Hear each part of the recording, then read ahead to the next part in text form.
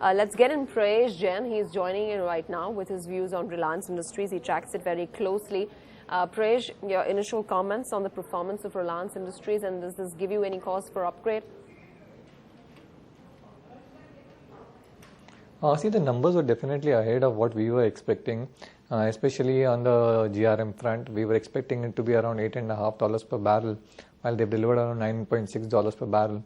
And even on the petchem side, we were expecting around a sequential decline in the EBIT margins. However, they delivered a slight improvement. And so overall, the number seems to be pretty much, ahead of what we were expecting. Even on the other income side, if you look, the other income was much lower than what we were expecting. So operationally, the numbers have been pretty strong. These numbers have definitely compelled us to raise our estimates, and we have revised our earnings by around 5% for FY13 as well as around 6-7% for FY14. But however, we still maintain our market performer rating on the stock, and we've revised our target price to around 937 now. Prayesh, are you expecting this outperformance in the refining business to continue, considering new capacity additions coming in?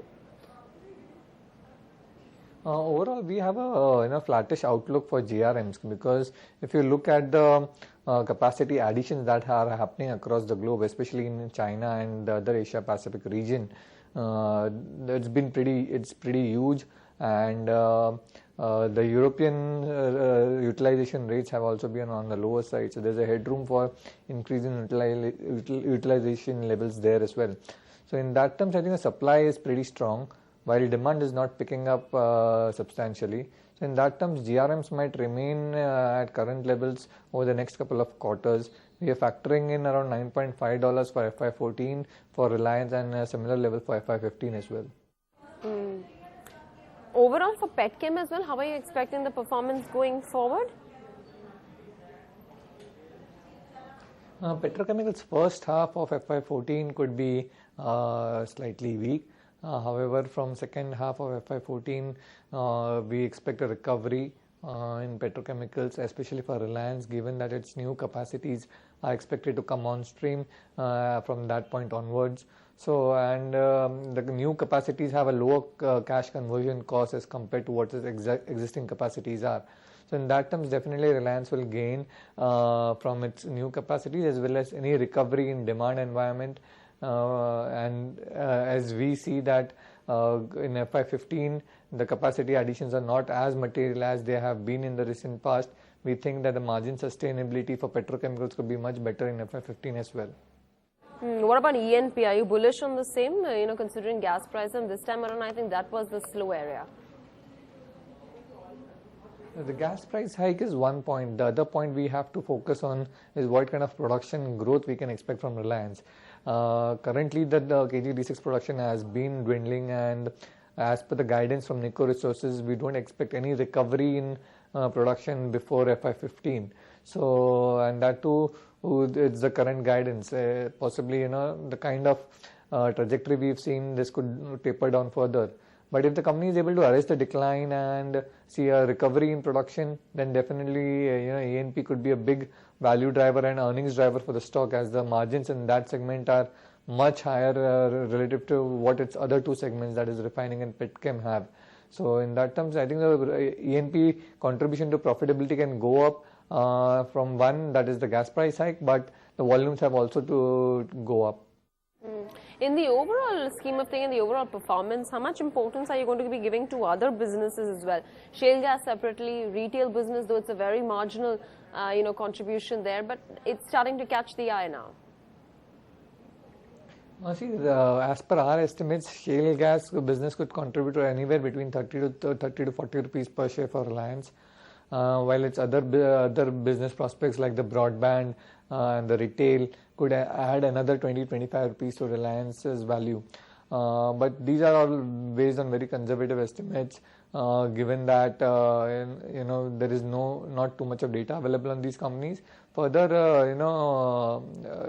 the retail side of the business has been into losses, and possibly is expected to break even in some time. So that business can really bring value to Reliance if the kind of activity we see happening on the retail side, especially in the government, and that the new FDI has been availed for, and if new players come in, the awareness and the growth generally happens at much faster pace. So in that terms, I think so retail could add value substantially, but that has to be seen how that business grows. All right. That's for Reliance Industries, but Prayesh, you track the entire sector very closely, and recently obviously the news with regards to diesel price hike by 45 paise. You think that was a tad bit too much to get so overzealous about? And going forward for PSU oil stocks, what's the call?